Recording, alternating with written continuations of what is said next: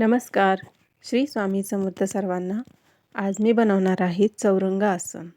तर बघा, त्यासाठी मी एक असा साडीचा कपडा घेतलेला आहे, ज्याचं मेजरमेंट आहे 16x16. असं मी एक चौकोन घेतलेला आहे. आता चौरंग छोटा मोठा असतो. माझा चौरंग ज्या मापाचा होता तर तेच माप मी घेतलेलं आहे 16x16चं. तर तुम्ही तुमच्या चौरंगाचं माप घेऊनही बनवू शकता.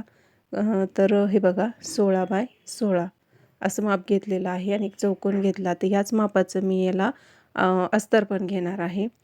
कॉटनचं अस्तर घेणार आहे मी याला. आणि हे अस्तर त्याला आपण असं या प्रकारे अटॅच करून घेऊया. तर बघा, आता गणपतीसाठी एक छान असं चौरंग आसन आपण बनवणार आहोत. तर बघा, आता हे मी या प्रकारे असं पूर्ण चारी बाजूनी याला शिवून घेते. आता शिवून झालेलं आहे. आता त्यासाठी आपल्याला आता साईडनी ज्या डिझाईन्स बनवायच्या आहेत, तर त्या बघा मी कशा करते. तर मी असे हाफ सर्कल असे बनवलेले आहेत त्याचे.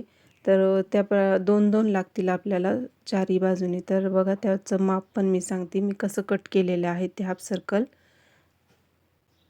तर मी वेगवेगळ्या कलरचे घेतलेले आहेत. तुमच्याकडे एक कलर असेल तरीही चालेल, काहीच हरकत नाही. तर मी आता हे बघा, जर आपलं 16 इंच होतं ना, तर 16चे निम्मे 8. तर असं 2-2 लावायचे आपल्याला चारही बाजूनी 2-2 2-2. तर आपण त्याचा मध्ये घेणार आहोत. तर 16चे निम्मे 8. तर असा 8 इंच घेतलेला आहे आणि त्याची उंची साधारण 6 इंच घेतलेली आहे. तर उंची पण तुम्ही छोटी मोठी पण करू शकता, तसं काही नाही. मी आता जसं माझ्या अंदाजाने मी त्या मापाच्यानुसार घेतलेला आहे. तर 6 इंच अशी याची उंची घेतलेली आहे. आणि आता इथूनच आपण या मध्यातून आता जो 8 इंच होता त्याचा मध्ये मी 4 घेतलेला आहे. तिथून आपण हे 6-6 इंचावर असायचा सर्कल बनवून घेणार आहोत, हाफ सर्कल. आणि हे डबल फोल्ड कपडा आहे, कारण डबल लागेल. आता याच्यामध्ये तुम्ही काही जर कॅनव्हस वगैरे जर टाकायचं असेल तर ते पण टाकू शकता. मी त्यात काहीच टाकलेलं नाही आहे. हाच कपडा मी डबल फोल्ड केलेला आहे. आता हे बघा, हे सर्कल झाला तर याला मी असं कट करून घेते. आणि याला मधून आता जी बंद बाजू आहे इकडची, आपण ती पण कट करून घ्यायची.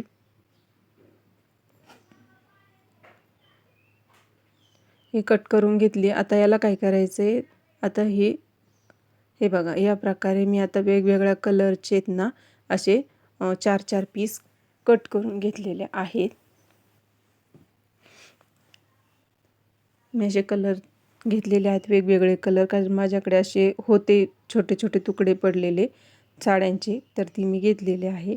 आता याला काय करायचं आहे, अशी उलटी साईड घ्यायची. आता उलट्या बाजूने आपल्याला याला टिप द्यायची आहे. सरळ बाजू आतमध्ये घालायची, दोन्ही साईडने उलटी साईड घ्यायची. आणि आता याला हा जो सर्कल आहे, हाफ सर्कल, याला आपण पूर्ण असं स्टिच करून घेणार आहोत. हे बघा, त्या प्रकारे असं स्टिच करायचे. आणि मग ही वरची जी बाजू आहे ना, ती ओपन ठेवायची आहे. ती आपल्याला पलटवायला कामं येईल. आणि तसंही ती वरून शिलाईमध्ये जाईल, तर ती काही शिवायची गरज नाही आहे. तर या प्रकारे आता त्याला छोटे छोटे असे कट देऊन घेऊ, म्हणजे आपला पलटवल्यावर त्याचा शेप व्यवस्थित येईल. आता बघा, इथून आता याला पलटवून घ्यायचं आहे. या प्रकारे पलटवायचं व्यवस्थित. याचे गोल जो आहे तो असा व्यवस्थित बाहेर काढून घ्यायचा. आता मी हे बाकीचे जे सगळे आहेत ना, याच प्रकारे सगळे शिवून घेते आणि याला असं सरळ बाजू याची करून घेते. हे बघा, या प्रकारे.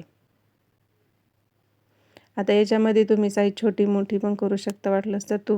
मी 2 टाकलेत, एक साईडने अशी, एक साईडने, चारही साईडने 2-2. तर तुम्हाला जर 3 किंवा 4 टाकायचे असेल तर तुम्ही ह्या सर्कलची साईज छोटी करू शकता. तर हे बघा, या प्रकारे मी आता हे सगळे स्टिच करून घेतलेले आहे, पलटवून घेतलेलं आहे व्यवस्थित. आता याला आपल्याला लेस लावायची आहे. तर बघा, याच्यावरती मी आता ही लेस घेतलेली आहे आणि ही लेस मी आता याच्यावर वरून अशी अटॅच करणार आहे व्यवस्थित. आधी याला वाटलंच तर तुम्ही ह्या सर्कलला एकदा टीप मारून घ्यायची आणि मग लावली तरीही चालेल. मी आता डायरेक्टच लावते अशीच.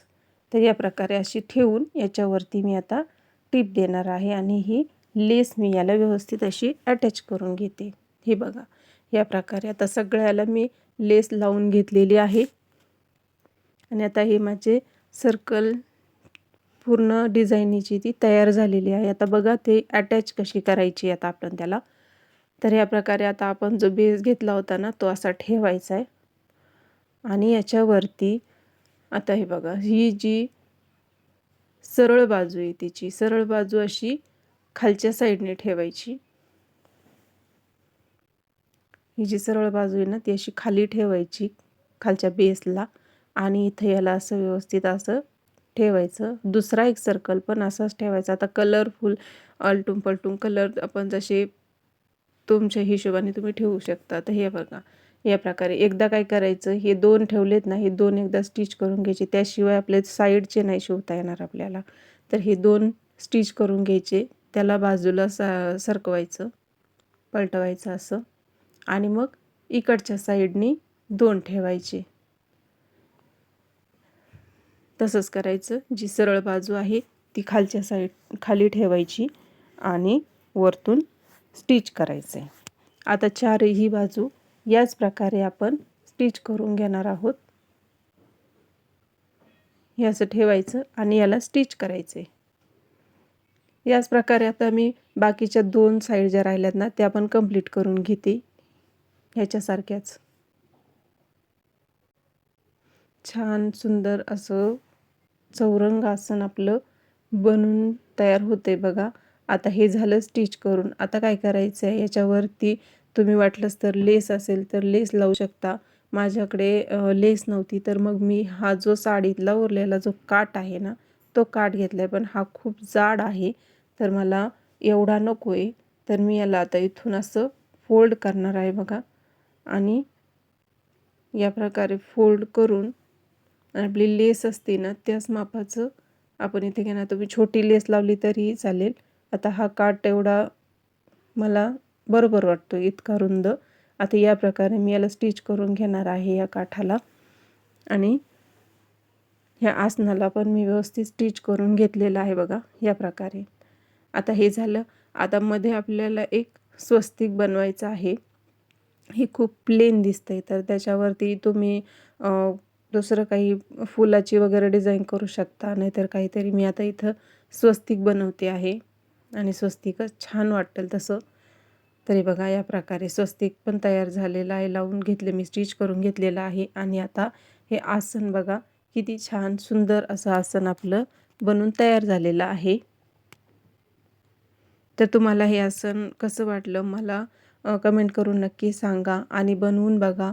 हे बघा मी आता चौरंगावर ठेवून दाखवले, किती सुंदर असं दिसतं. याच्यावर आता गणपती ठेवल्यावर हे किती छान दिसेल आपलं आसन.